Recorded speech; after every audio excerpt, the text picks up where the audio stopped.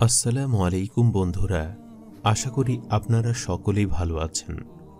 আল্লাহ তাআলা পৃথিবীতে জিন এবং মানব জাতিদেরকে সৃষ্টি করেছেন শুধুমাত্র তার ইবাদতের জন্য। আর মানব জাতিকে সঠিক পথে রাখার জন্য আল্লাহ তাআলা যুগে যুগে বহু নবী এবং রাসূল প্রেরণ করেছেন।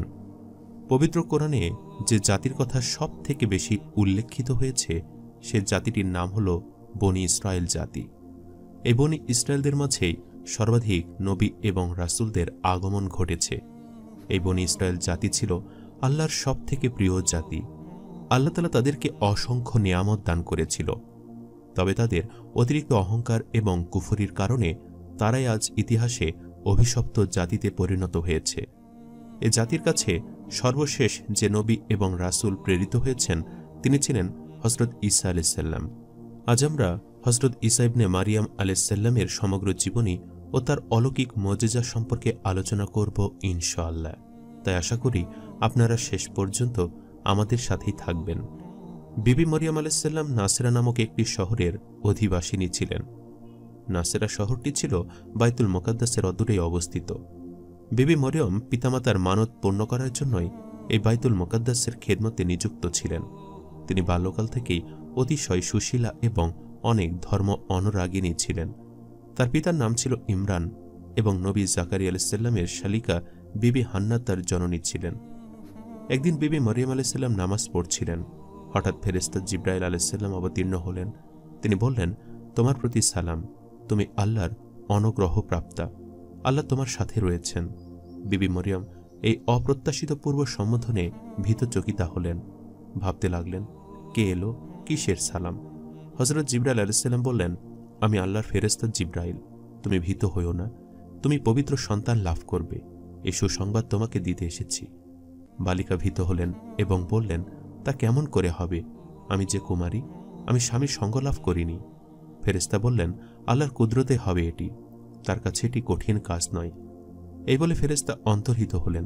6 মাস পূর্বে হযরত জাকারিয়া আলাইহিস সালামের স্ত্রী গর্ভবতী হয়েছেন, এখন আবার কুমারী মরিয়ম আল্লাহর কুদরতে গর্ভবতী হলেন। বিবি মরিয়ম যদিও আল্লাহর কুদরতে সন্তান সম্ভবা হলেন, কিন্তু দেশের লোকেরা তা মেনে নেবে কেন? কুমারী নারীর এভাবে গর্ভবতী হওয়ার ফলে সবাই তাকে বাইতুল মুকাদ্দাস থেকে বের করে দিলেন, এমনকি তাকে স্বগ্রামও ছেড়ে যেতে হলো। সঙ্গী সহায়হীন অবস্থায় গর্ভবতী মরিয়ম একটি নির্জন প্রান্তরে সন্তান প্রসব করলেন। বিপদাপন্ন মরিয়ম কোনো আশ্রয় খুঁজে না পেয়ে একটি শহরের দ্বারপ্রান্তে আস্তাবলের একটি পতিত প্রাঙ্গণের একটি খেজুর গাছের নিচে আশ্রয় নিলেন। হায়, যিনি পৃথিবীর মহাসম্মানিত নবী, তিনি সে নগণ্য স্থানে ভূমিষ্ঠ হলেন।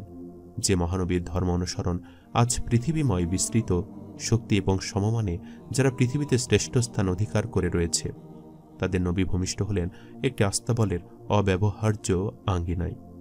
দরিদ্রতম পিতামাতার সন্তানও এ সময় একটু শয্যালাভ করে থাকে, একটু শান্তির উপকরণ পায়, কিন্তু মরিয়মের সন্তান শোয়ানোর জন্য আস্তাবলের ঘরটুকু ছাড়া আর কিছুই ভাগ্যে হল না। 8 দিন বয়সে সন্তানের ত্বক ছেদন করা হলো, তার নামকরণ করা হলো ঈসা। ইনি মসি নামে প্রসিদ্ধ হয়েছেন। হযরত মুসা আলাইহিস সালামের শরীয়ত অনুসারে বাদশা কিংবা পয়গম্বর তার পদে বহাল হওয়ার অনুষ্ঠানে তেল লেপন করার নিয়ম ছিল। এছাড়া তাওরাত কিতাবে হযরত ঈসা আলাইহিস সালামের নাম মসি বলে উল্লেখ করা হয়েছে। প্রথম সন্তান জন্মগ্রহণ করলে একজোড়া ঘুঘু জাতীয় পাখি উৎসর্গ করার নিয়ম হযরত মুসা আলাইহিস সালামের শরীয়তের বিধান ছিল। মরিয়ম মাতা হওয়ার পর সন্তান সাথে নিয়ে বাইতুল মুকাদ্দাসে গেলেন এবং সেখানে গিয়ে পাখির মানত পালন করলেন। এ সময় একদল অগ্নিপূজ্য হযরত ঈসা আলাইহিস সালামকে খুঁজে ফিরছিল। তারা জ্যোতিষী ছিল। নক্ষত্র দেখে তারা হযরত ঈসা আলাইহিস সালামের জন্ম হয়েছে এটি জানতে পেরেছিল। হিরোইস বাদশাহ এটি শুনে ভয় পেলেন এবং সেই অনুসন্ধানকারী দলের কাছে গোপনে বললেন যে তারা যেন সেই বালকের সন্ধান করে কোথায় আছে তা বের করে। অগ্নিপূজকরা খুঁজতে খুঁজতে বিবি মরিয়মের কাছে পৌঁছল ও সেই ক্ষুদ্র শিশুকে সেজদা করল এবং সেখানে মানত ইত্যাদি সম্পন্ন করল। রাতে তারা স্বপ্নে দেখল তাদের হিরোইসের কাছে ফিরে যেতে নিষেধ করা হয়েছে, কেননা হিরোইস তার জীবনের শত্রু। মরিয়ম এরূপ স্বপ্ন দেখলেন যে সম্রাট এই সন্তানের শত্রু, সে তাকে হত্যা করতে চায়, সে যেন শিশুকে নিয়ে মিশরে চলে যায়। জ্যোতিষীরা সম্রাটের কাছে আর ফিরে গেল না। এতে বাদশাহ ভয়ানক রাগ হল।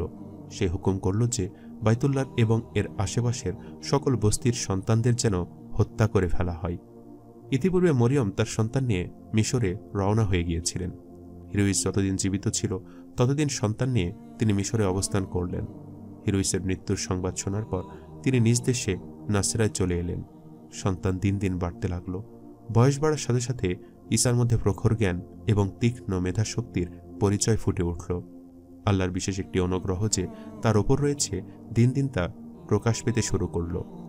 ঈসার মাতা ঈসা আলাইহিস সহ প্রতি বছর ঈদের উৎসব ইসরায়েলে যোগদান করতেন। ঈসার 12 বছর বয়সে যে জেরুজালেমে বড় বড় জ্ঞানী এবং পণ্ডিত বর্গের সাথে ধর্ম বিষয়ে আলোচনা করতেন, তার বাকপটুতা এবং তত্ত্বজ্ঞান শুনে পণ্ডিতরা অবাক হয়ে যেতেন। ক্রমান্বয়ে হযরত ঈসা আধ্যাত্মিক জ্ঞানের পূর্ণতা লাভ করতে লাগলেন। 30 বছর বয়সে তিনি আল্লাহর কাছ থেকে ওহী লাভ করেন এবং নবীরূপে ধর্ম প্রচার করতে শুরু করলেন। হযরত ইয়াহিয়া বিবি মরিয়মের খালাতো ভাই হতেন। তিনি ইয়ারদান নদীর তীরে লোকদের ধর্ম উপদেশ দান করতেন।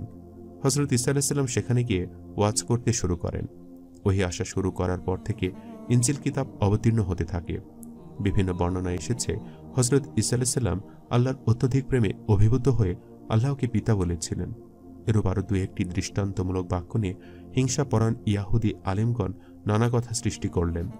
তবে ইহুদিদের এত অত্যাচার সহ্য করার পর হযরত ঈসা আলাইহিস সালাম তার বাণী প্রচার করতে লাগলেন। হযরত ঈসা আলাইহিস সালামকে আল্লাহ অনেক মুজিজা ও নিয়ামত দিয়েছেন। তার জন্ম ছিল একটি মুজিজা। তার জন্মগ্রহণের দিন শহরের লোকেরা একটি আলো দেখতে পেয়ে সেদিকে এগিয়ে গেল, কিন্তু তারা আলোর কাছাকাছি যেতে পারেনি। তাই তারা মারিয়ামের নিকটবর্তী হতে পারেনি, কারণ সে এলাকাটি ছিল ফেরেশতাদের দ্বারা সুরক্ষিত। ঈসা আলাইহিস সালামের জন্মের পরপর ঘটল এক ঘটনা। জ্যোতিষী ও গণকরা পারস্যের রাজাকে খবর দিল একজন রাসূল জন্ম নিয়েছে। এ কথা শুনে পারস্যের রাজা দামিশকের রাজার কাছে একটি চিঠি পাঠালো। সে জানতে চাইল ওখানে কোনো বিশিষ্ট ব্যক্তি জন্মগ্রহণ করেছেন কিনা।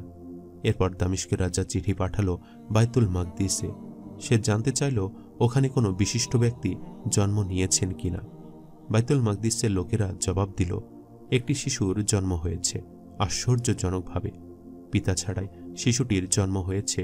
এই খবর শুনে পারস্যের রাজা বলল, ওকে হত্যা করা হোক। তাই মারিয়াম তার শিশুপুত্র ঈসাকে নিয়ে বাইতুল মাকদিস ছেড়ে চলে গেলেন। তিনি কিছুকাল মিশরে থাকলেন, এরপর আবার ফিরে আসেন। এ নিয়ে পবিত্র কোরআনে আল্লাহ বলেন, এবং আমি মারিয়ামের পুত্র ও তার মাকে এক নিদর্শন দান করেছিলাম এবং তাদেরকে এক অবস্থানযোগ্য স্বচ্ছ পানি বিশিষ্ট টিলায় আশ্রয় দিয়েছিলাম। মিশরে থাকা অবস্থায় ঘটল আরেক ঘটনা। মারিয়াম শিশুপুত্র ঈসা ছিলেন একজন ধনী আবিদের বাড়িতে। তিনি তাদেরকে আপ্যায়ন করলেন ও তাদের জন্য অর্থ খরচ করলেন। বাড়িটি ছিল আশ্রমের মতো। তিনি তার বাড়িতে বৃদ্ধ, অসুস্থ ও দুর্বল মানুষদের থাকতে দিতেন। তিনি তাদেরকে খাবার খাওয়াতেন এবং তাদের সব প্রয়োজন পূরণ করতেন। তার বাড়িতে একটি দেয়ালের নিচে গুপ্তধন পুঁতে রাখা ছিল। একদিন তিনি দেখলেন সেটা চুরি হয়ে গেছে। তিনি তার বাড়ির সবাইকে একত্রিত করলেন। এরপর প্রশ্ন করলেন, কে এই স্বর্ণ চুরি করেছে? তিনি বারবার এই প্রশ্ন করতে লাগলেন, কিন্তু কেউ কোনো জবাব দিচ্ছিল না। ঈসা তখন একেবারে ছোট্ট বালক ছিলেন। তিনি আবিষ্কার করলেন এক অন্ধলোক ও আরেক পঙ্গু লোক মিলে চক্রান্ত করে এই স্বর্ণ চুরি করেছে। তিনি ওই লোক দুটির কাছে গিয়ে তাদেরকে সাবধান করলেন এবং বললেন, এই গুপ্তধন ফিরিয়ে দাও, নয়তো তোমাদের ওপর মহাবিপদ নেমে আসবে। এই কথা শুনে লোক দুটি আশ্চর্য হয়ে গেল। এই ছোট্ট ছেলেটা এত কিছু জানল কিভাবে, আর এত নিশ্চিত হয়ে সাবধান করছে কেন? তারা বলল, এই খবর তুমি কিভাবে জানলে? বালক ঈসা বললেন, আল্লাহ আমাকে এই খবর জানিয়েছেন। এরপর লোক দুটি তাড়াতাড়ি সেই স্বর্ণ ফেরত দিল মালিকের কাছে। আর এটি ছিল ঈসার একটি অলৌকিক মুজিজা। আল্লাহ তাআলা হযরত ঈসা আলাইহিস সালামকে গায়েবের জ্ঞান রাখার তৌফিক দান করেছিলেন। 30 বছর বয়সে হযরত ঈসা আলাইহিস সালামের কাছে নবুয়তের ওহী আসে। আল্লাহ তাকে বনি ইসরায়েলের নবী বানান। তখন হযরত ঈসা আলাইহিস সালাম এবং তার মা মারিয়াম আলাইহিস সালাম এলাকায় বসবাস করত। এটা বর্তমানে সিরিয়া, ফিলিস্তিন, লেবানন ও জর্ডানের এলাকা। তিনি তাদের মাঝে আল্লাহর বাণী প্রচার করতে লাগলেন আর বলতে লাগলেন, আমি আল্লাহর রাসূল। মানুষকে আল্লাহর দিকে আহ্বান শুরু করার পর লোকেরা ঈসায়ের কাছে মুজিজা দেখতে চাইল। সেই যুগে লোকেরা কালো জাদু ও চিকিৎসাবিদ্যায় অনেক উন্নতি করেছিল। আল্লাহ তাআলা হযরত ঈসা আলাইহিস সালামের মুজিজা সম্পর্কে বলেন, আর তাকে তিনি কিতাব, হিকমত, তাওরাত আর ইনজিল শিখিয়ে দেবেন, আর বনি ইসরায়েলদের জন্য রাসূল হিসাবে তাকে মনোনীত করবেন। তিনি বলবেন, নিশ্চয়ই আমি তোমাদের নিকট তোমাদের রবের পক্ষ থেকে এসেছি নিদর্শন সমূহ নিয়ে। আমি তোমাদের জন্য মাটি দ্বারা পাখির আকৃতি তৈরি করে দেব, তারপর তাতে ফু দিলে তা উড়ন্ত পাখিতে পরিণত হয়ে যায় আল্লাহর হুকুমে। আল্লাহর হুকুমে আমি জন্মান্ধকে এক শ্বেত কুষ্ঠ রোগীকে সুস্থ করে তুলি, আর আমি মৃতকে আল্লাহর হুকুমে জীবিত করে দেব। যা তোমরা খাও এবং যা তোমরা ঘরে মজুত করো সে সম্পর্কে আমি তোমাদের জানিয়ে দেব। তোমরা যদি মুমিন হও তবে এতে তোমাদের জন্য নিদর্শন রয়েছে। এই আয়াতগুলোতে অনেকগুলো মুজিজার কথা এসেছে। একটি মুজিজা হলো আল্লাহ ঈসাকে কিতাব, হিকমত, তাওরাত এবং ইনজিল দিয়েছেন। তবুও এটা তাদের জন্য যথেষ্ট হলো না, তারা আরও মুজিজা চাইল। তখন ঈসা কাদামাটি দিয়ে একটি পাখি বানিয়ে তাতে ফু দিলেন। আল্লাহর ইচ্ছায় পাখিটি জীবন পেল। মাটিতে বানানো পাখিটা জ্যান্ত পাখি হয়ে উড়ে গেল তাদের চোখের সামনে। তবু তারা ঈমান আনল না, নতুন মুজিজার আবদার করতে লাগলো। যুগে যুগে আল্লাহ নবীদের এমন সব মুজিজা দেন যেগুলো ওই যুগের মানুষের উন্নত প্রযুক্তি ও জনপ্রিয় বিষয়ের সাথে মিলে যায়। ঈসাকে আল্লাহ এ ধরনের অনেকগুলো মুজিজা দিলেন। আল্লাহর ইচ্ছায় তিনি মানুষকে সুস্থ করে তুলতে পারতেন। অন্ধের চোখে হাত বুলিয়ে দিলে আল্লাহর ইচ্ছায় সে দৃষ্টিশক্তি ফিরে পেত। সে যুগে লোকেরা যদিও চিকিৎসাবিদ্যায় অনেক উন্নতি করেছিল, কিন্তু তারা অন্ধ রোগীর চিকিৎসা করতে পারত না। তাই তারা বুঝতে পারল অন্ধলোকে দৃষ্টিশক্তি ফিরে পাওয়া একটি সত্যিকারের আশ্চর্যজনক ঘটনা। তিনি কুষ্ঠরোগের নিরাময় করতে পারতেন, এমনকি আল্লাহর হুকুমে মৃত ব্যক্তিও জীবন ফিরে পেত। এরপরেও তারা ঈসাকে সন্দেহ করতে লাগল। ওরা ঈমান আনল না। একবার বনী ইসরায়েলের লোকেরা ঈসাকে নিয়ে একটি কবরস্থানে গেল। তারা দাবি করল, অমুক ব্যক্তিকে জীবিত করে দেখাও। এরপর আল্লাহর হুকুমে লোকটি জীবিত হয়ে গেল। সে কবর থেকে উঠে এলো এবং জানতে চাইল, আমাকে জীবিত করা হয়েছে কেন? এরপর সে ঈসাকে বলল, আমাকে কবরে ফেরত পাঠিয়ে দিন, সেটাই আমার জন্য দুনিয়া অপেক্ষা উত্তম জায়গা। ঈসা আল্লাহর কাছে দোয়া করলেন, এতে লোকটি আবার মারা গেল। এরকম একটি বড় মুজিজা দেখেও বনী ইসরায়েল সন্দেহমুক্ত হতে পারল না। আরেকবার ঈসা একটি কবরস্থানের পাশ দিয়ে যাচ্ছিলেন। তিনি দেখলেন কবরের ওপরে বসে একটি মহিলা কান্নাকাটি করছে। তিনি মহিলাটির কাছে জানতে চাইলেন, এখানে কাকে কবর দেওয়া হয়েছে? মহিলাটি বলল, এখানে তার মেয়েকে কবর দেওয়া হয়েছে। মহিলাটি কিছুতেই বাড়ি ফিরে যেতে চাইছিল না, কারণ সে তার মেয়েকে খুবই ভালোবাসত। মহিলাটি কসম করে বলল, আমি এখানেই থাকব। শোকের চোটে সে বলছিল, যদি আমার মেয়েকে জীবিত করে দেওয়া হতো আর তার বদলে আমি মরে যেতাম। এ কথা শুনে ঈসা প্রস্তাব দিলেন, যদি তোমার মেয়েকে জীবিত করা হয় তবে কি তুমি আমার দাওয়াত কবুল করবে? মহিলাটি রাজি হল। ঈসা 3 বার মেয়েটিকে কবর থেকে উঠতে বললেন। এরপর আল্লাহর হুকুমে জীবিত হয়ে কবর থেকে উঠে এলো মেয়েটি। ঈসা জিজ্ঞেস করলেন, কবর থেকে উঠে আসতে এত দেরি হলো কেন তোমার? মেয়েটি বলল, প্রথম ডাকের পর আল্লাহ আমার দেহকে পুনর্গঠন করলেন। দ্বিতীয় ডাকের পর আমার মাথার কাছে একজন ফেরেশতা এলেন। এরপর আমার রূহ ফিরে দেওয়া হলো। যখন আমি রূহ ফিরে পেলাম তখন আতঙ্কে আমার মাথার চুল সাদা হয়ে গেল, কারণ আমি ভেবেছিলাম এটাই বোধ হয় কিয়ামতের দিন। মেয়েটি যখন দেখল সে আবার দুনিয়াতে ফিরে এসেছে এবং তাকে আবার মৃত্যুবরণ করতে হবে, তখন সে ঈসা আলাইহিস সালামের কাছে অনুরোধ করল তার মৃত্যুর যন্ত্রণা কমিয়ে যেন তাকে কবরে ফেরত পাঠিয়ে দেওয়া হয়। এই দৃশ্য দেখে মেয়েটির মা হতভম্ব হয়ে গেল। সে কোনো কথাই বলতে পারছিল না। ঈসা আল্লাহর কাছে দোয়া করলেন মেয়েটিকে যেন কষ্ট কমিয়ে দিয়ে কবরে ফিরিয়ে নেওয়া হয়। আল্লাহ ঈসা আলাইহিস সালামের দোয়া কবুল করলেন। এত কিছুর পরেও বনী ইসরায়েল ঈসা আলাইহিস সালামের নবুয়তে বিশ্বাস করছিল না, তার দাওয়াত কবুল করছিল না। তারা একের পর এক আবদার জানাতে লাগলো। ওরা বলল, আমার বাড়িতে কি কি খাবার মজুত করে রেখে এসেছি আর কি খেয়ে এসেছি এগুলো বলতে হবে আপনাকে। ঈসা ঠিক ঠিক বলে দিলেন কার বাড়িতে কি খাবার মজুদ আছে আর কে কি খাবার খেয়ে এসেছে। তবুও তারা ঈমান আনল না। ঈসা বনী ইসরায়েলকে জানিয়ে দিলেন তিনি এসেছেন তাওরাত কিতাবের সত্যায়ন করতে ও তাওরাতের কিছু নিষিদ্ধ বিষয়কে বৈধতা দিতে। এদিকে খেয়াল করল না ওরা, বরং ঈসা আলাইহিস সালামের কাছে নিয়মিত অসুস্থ, অন্ধ, পক্ষাঘাতগ্রস্ত ও কুষ্ঠ রোগীকে নিয়ে আসতে লাগলো। আরও নিয়ে আসতে লাগলো মরণাপন্ন লোকদের। আল্লাহর ইচ্ছায় তাদের সবাইকে সুস্থ করে দিচ্ছিলেন ঈসা আলাইহিস সালাম। ঈসা আলাইহিস সালাম ছিলেন আল্লাহর এক বিনয়ী বান্দা। তিনি মাটিতে ঘুমাতেন, কোনো চাদর গায়ে দিতেন না, পশমের জামা পরতেন। আখিরাতের কথা স্মরণ করিয়ে দিলে তিনি চিৎকার করে উঠতেন আর শিশুর মতো কাঁদতেন। নবুয়তের দায়িত্ব পাওয়ার আগে তিনি ছিলেন একজন সুদর্শন যুবক। আর মানুষকে আল্লাহর দিকে আহ্বান শুরুর পর তার স্বাস্থ্য ভেঙে গেল, চেহারা হলুদাভ হয়ে গেল। ক্ষুধা তৃষ্ণায় তার ঠোঁট সবসময় শুকিয়ে থাকত।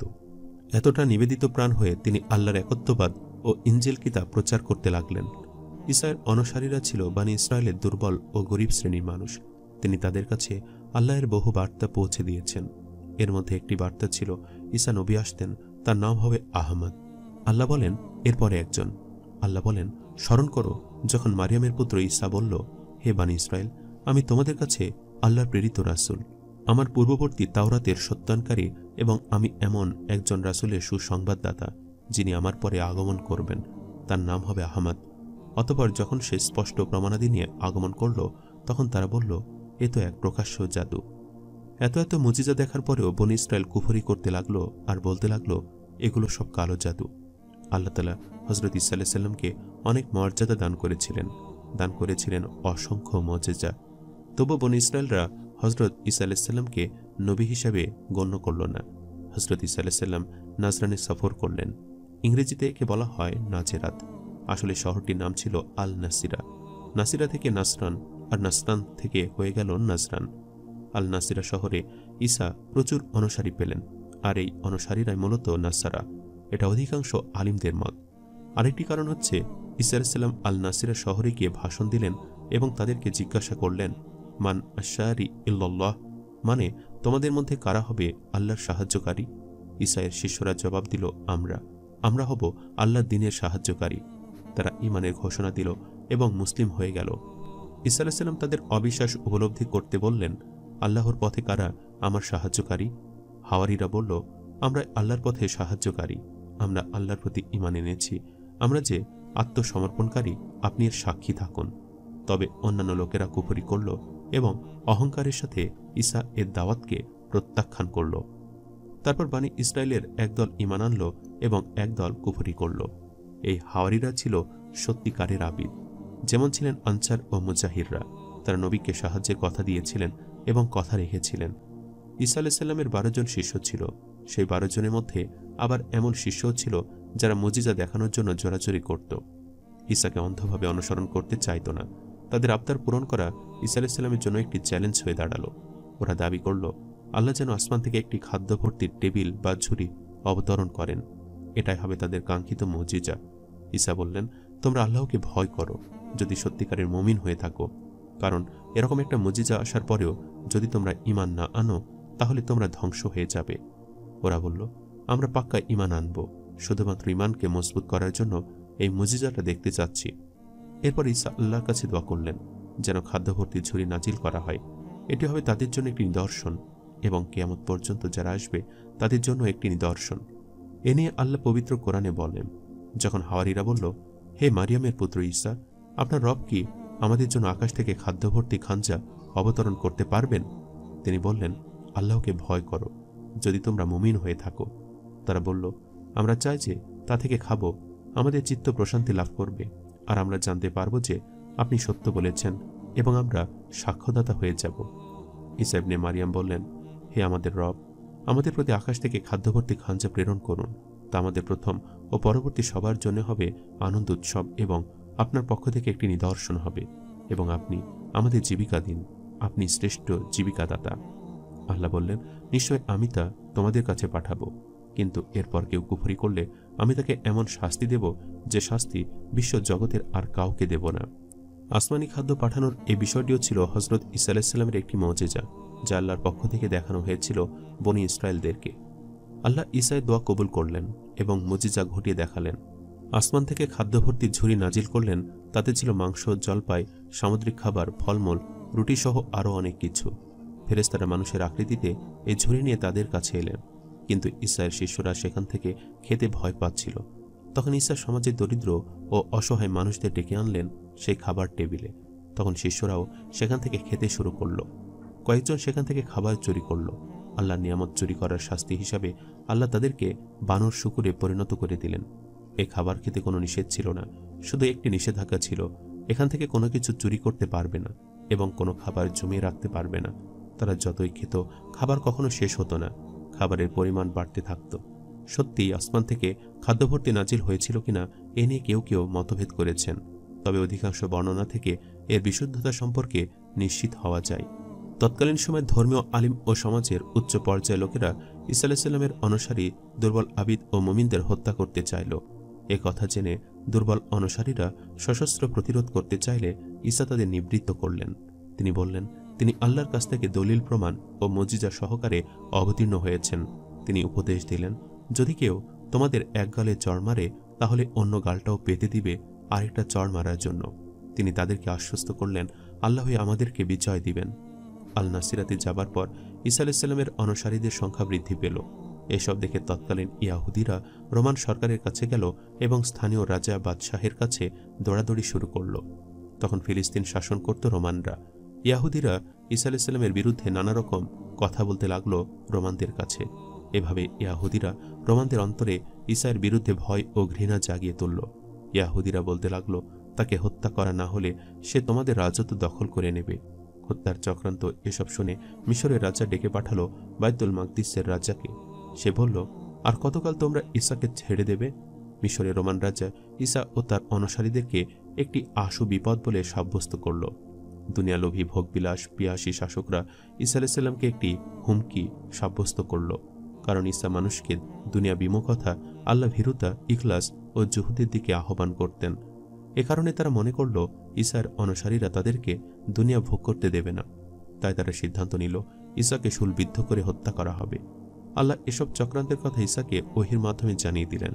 ঈসাকে বলা হলো, আপনাকে হত্যার চক্রান্ত চলছে। এই খবর শুনে ঈসা গোসল করলেন এবং তার শিষ্যদের কাছে গেলেন। এরপর তিনি এই খবরটি জানিয়ে দিলেন। ঈসা শিষ্যদের জিজ্ঞেস করলেন, তোমাদের মধ্যে কে নিজেকে উৎসর্গ করতে চাও আমার জন্য? যে আমার জন্য নিজেকে উৎসর্গ করবে তার চেহারা আমার মতো বানিয়ে দেওয়া হবে। তখন আমার পরিবর্তে তাকেই শূলবিদ্ধ করা হবে। যে এই কাজ করবে তাকে ঈসার সাথে জান্নাতে একত্রে রাখা হবে। ঈসা এই ওয়াদা দিলেন। এই ওয়াদা শুনে এক কিশোর বালক উঠে দাঁড়ালো। সে আগ্রহ প্রকাশ করল এই কাজ করতে, কিন্তু ঈসা তাকে বসতে বললেন এবং নিরুৎসাহিত করলেন।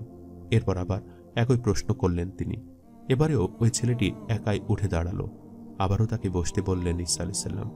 তৃতীয়বার একই প্রশ্ন করলে এবারও একই ছেলেটি উঠে দাঁড়ালো। আর কেউ দাঁড়ালো না। এবার ঈসা ছেলেটির মাথায় হাত বুলিয়ে দিলেন, তাকে কিছু অনুপ্রেরণামূলক কথা বললেন ও তার জন্য দোয়া করলেন। ছেলেটিকে তিনি বললেন, ইয়াহুদি ও রোমানরা যখন এই কক্ষে ঢুকবে তখন তোমার চেহারা ও আকার আকৃতি আমার মতো করে দেওয়া হবে। তিনি আরও সাবধান করে দিয়ে বললেন, তখন আমার পরিবর্তে তোমাকে গ্রেফতার করে নিয়ে যাওয়া হবে এবং তোমাকে হত্যা করা হবে। তারা সত্যিকারের ঈসাকে দেখতে পাবে না, কারণ আল্লাহ তাকে আসমানে উঠিয়ে নেবেন। আরেকটি বর্ণনায় এসেছে, ইয়াহুদা আল আশখায়ুতি নামের এক শিষ্য ঈসাকে ধোঁকা দিল এবং ইয়াহুদি ও রোমানদের কাছে ঈসার অবস্থান জানিয়ে দিল। বিশ্বাসঘাতকতার শাস্তি হিসাবে আল্লাহ ওই ব্যক্তির চেহারাকে ঈসা আলাইহিসসালামের মতো বানিয়ে দিলেন। তাই রোমান সৈন্যরা ঘরে ঢুকে ঈসার পরিবর্তে তাকে গ্রেফতার করে নিয়ে গেল ও তাকেই শূলবিদ্ধ করে হত্যা করল। এই বর্ণনাটির সনদ দুর্বল। আগের বর্ণনাটির সনদ তুলনামূলকভাবে শক্তিশালী। যা হোক, ইয়াহুদি ও রোমানরা ঈসা ও তার অনুসারীদের অবস্থান আবিষ্কার করে ফেলল। একটি দুর্বল বর্ণনা অনুসারে তারা এই খবর পেয়েছিল ঈসা আলাইহিসসালামের শিষ্যের মাধ্যমে। তাকে গ্রেফতার করে মারধর করা হয়েছিল, নির্যাতন করা হয়েছিল। তখন সে ঈসা আলাইহিসসালামের লুকিয়ে থাকার অবস্থান বলে দেয়। এরপর রোমান ও ইয়াহুদিরা সেই ঘরে ঢুকল, আর ঘরে ঢুকে কিশোর বালকটিকে ঈসা আলাইহিসসালামের আকৃতিতে দেখতে পেল।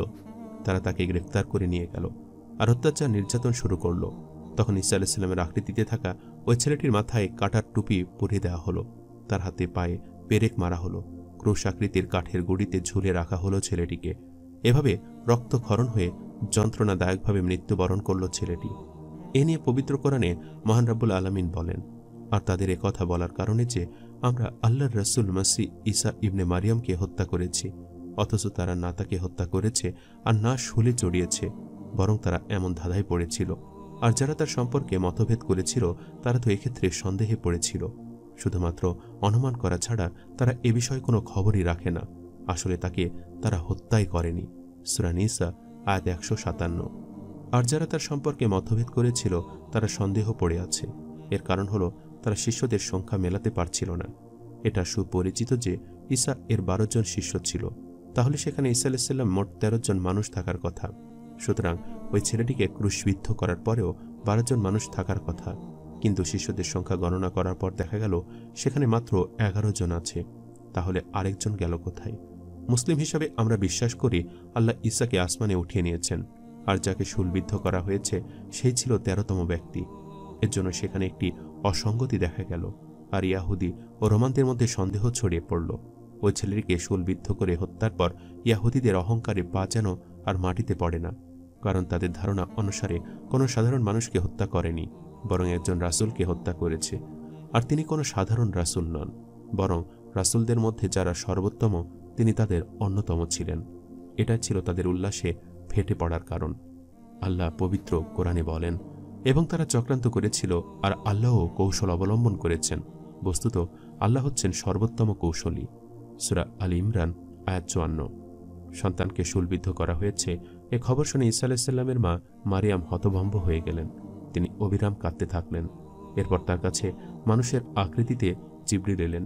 তিনি মারিয়ামকে আশ্বস্ত করে বললেন, তারা আপনার ছেলেকে হত্যা করেনি, বরং তার মতো দেখতে আরেকজনকে হত্যা করা হয়েছে। ইসলামী আকিদার একটি মৌলিক বিশ্বাস হল ঈসা আলাইহিস সালামকে আসমানে উঠিয়ে নেওয়া হয়েছে এবং তিনি সেখানে জীবিত আছেন, আর কিয়ামতের আগে তিনি আবার দুনিয়াতে ফিরে আসবেন।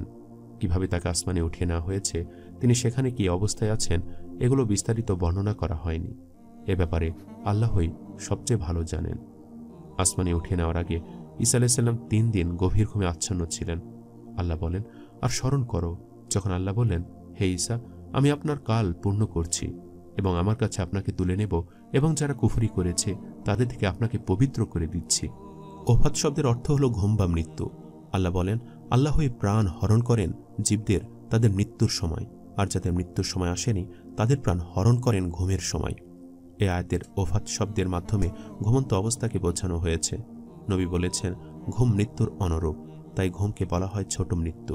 এজন্যই ঘুম থেকে ওঠার পর আমরা বলি, আর তিনি দোলনায় থাকা অবস্থায় এবং পরিণত বয়সে মানুষের সাথে কথা বলবেন। এ আয়াতে ব্যবহৃত আরেকটি শব্দ হচ্ছে কাহলান, মানে যৌবনের পূর্ণতা। মানুষের যৌবনের পূর্ণতায় পৌঁছায় 35 থেকে 45 বছর বয়সে। এই সময়টাতে মানুষ পূর্ণতা প্রাপ্ত হয়। এ সময়কে বলা হয় কাহলান। যখন ঈসাকে আসমানে উঠিয়ে নেওয়া হয় তখন তিনি ছিলেন 33 বছর বয়সী, আর এই বয়সে তিনি দুনিয়াতে ফিরে আসবেন। দুনিয়াতে আসার পর তিনি তার মিশন বাস্তবায়ন করবেন। তখন এই আয়াতে বর্ণিত বৈশিষ্ট্য পূরণ হবে, অর্থাৎ তিনি পূর্ণ বয়স্ক হবেন। সাধারণভাবে পূর্ণ বয়স্ক হওয়া কোনো অলৌকিক বিষয় নয়, কিন্তু কাউকে আসমানে উঠিয়ে নেওয়ার পর আবার দুনিয়াতে ফেরত পাঠিয়ে দেওয়ার পর যদি সে পূর্ণ বয়স্ক হয় তাহলে এটি অবশ্যই একটি মুজিজা।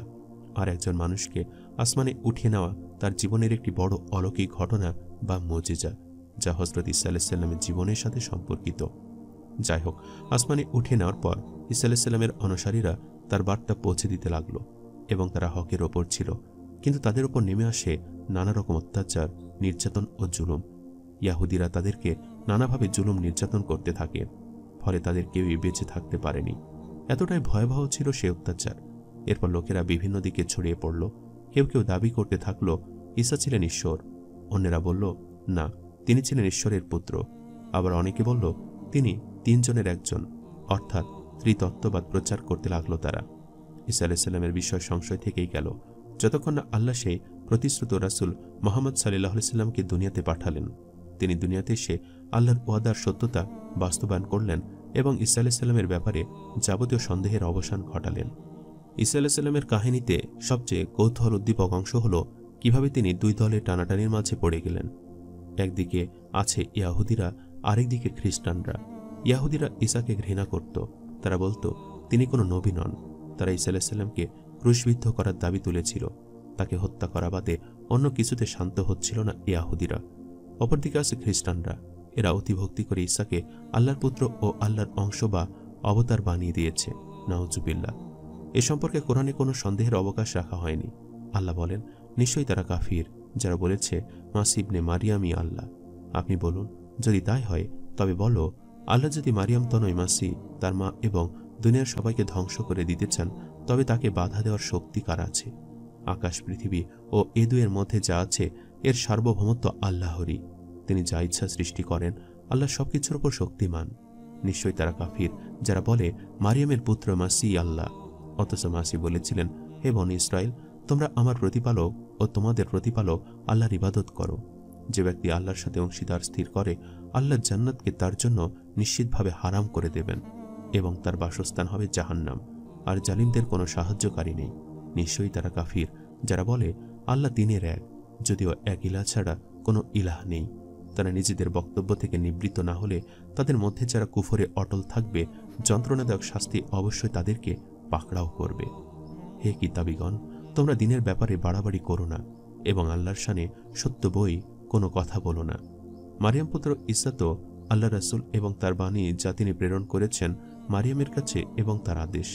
অতএব তোমরা আল্লাহকে এবং তার রাসূলদের মান্য করো, আর এ কথা বলো না যে আল্লাহ তিনি।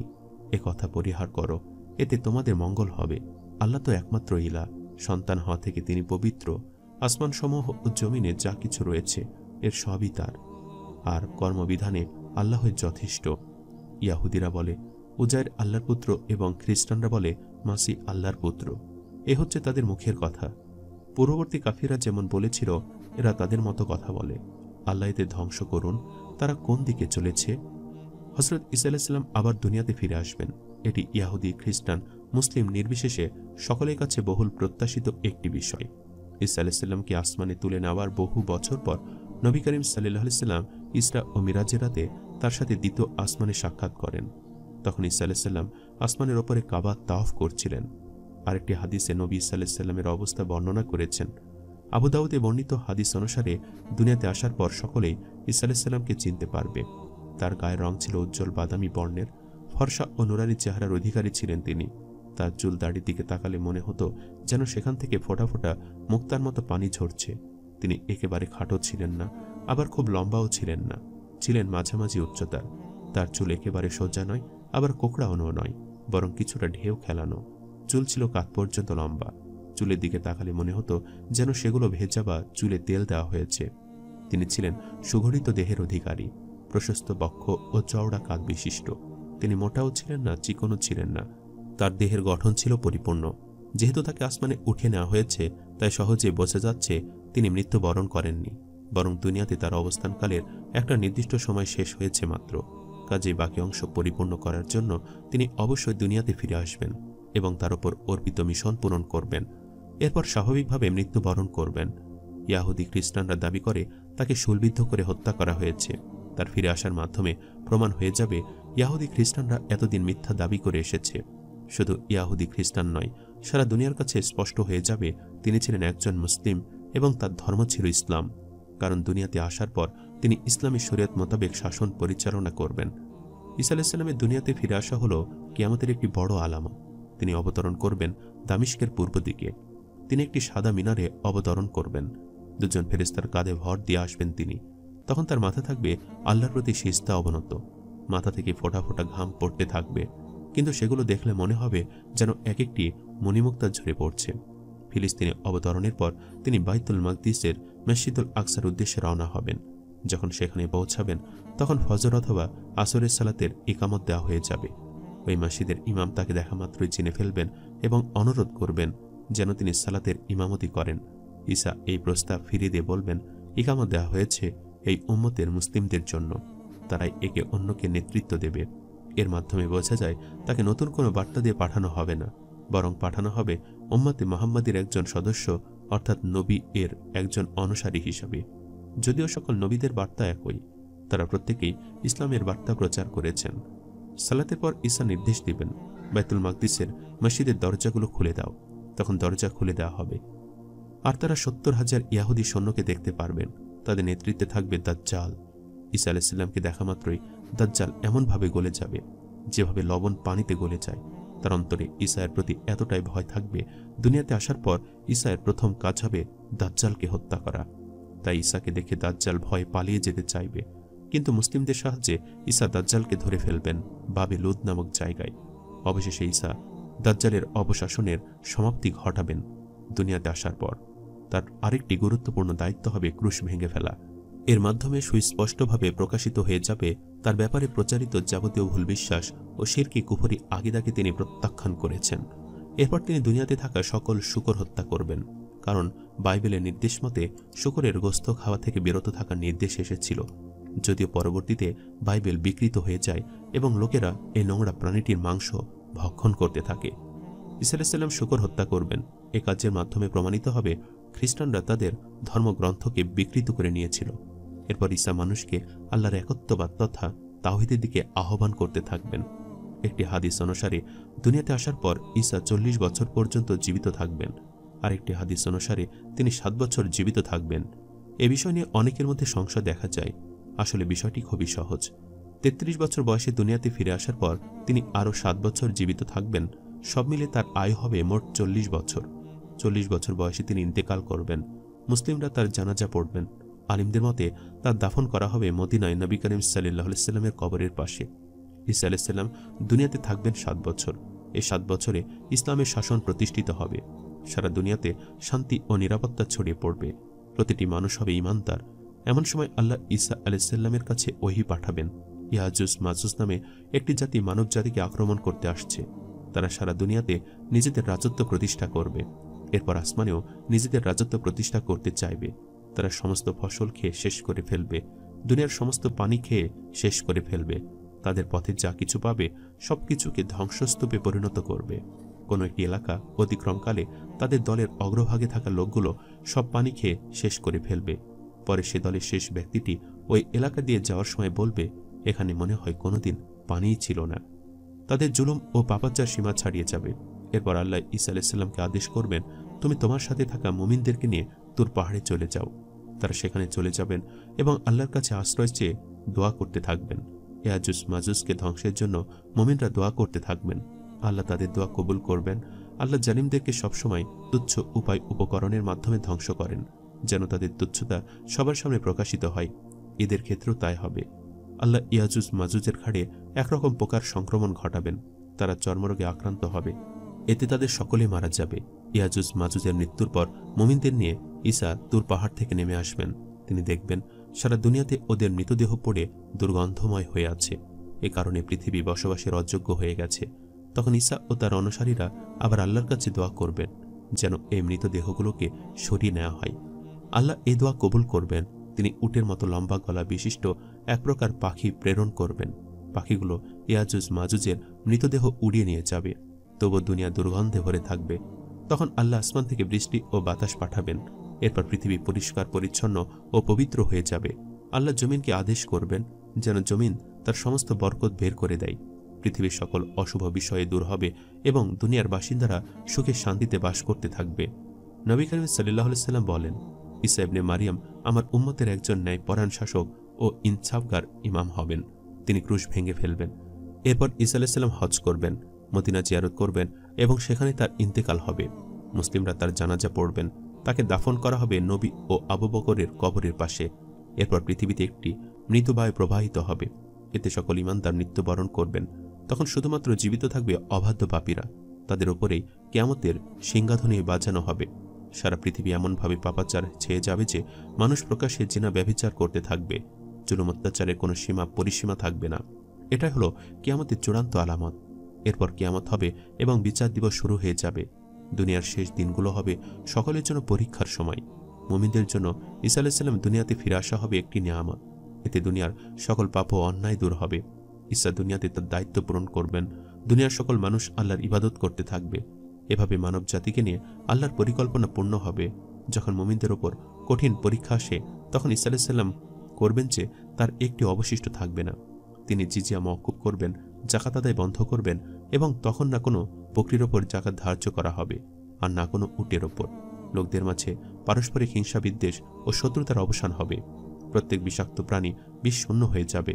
এমনকি দুগ্ধপোষ্য শিশু তার হাত সাপের মুখের ভেতর ঢুকিয়ে দিবে, কিন্তু তা তার কোনো ক্ষতি করবে না। এক ক্ষুদ্র মানব শিশু সিংহকে তাড়া করবে, তাও তার কোনো ক্ষতি করবে না। নেকড়ে বাঘ মেষ পালের সাথে এমনভাবে অবস্থান করবে যেন বাঘটি তাদের পাহারারত কুকুর। পানিতে পাত্র পরিপূর্ণ হওয়ার মতো পৃথিবী শান্তিতে পূর্ণ হয়ে যাবে। সকলের কালিমা এক হয়ে যাবে।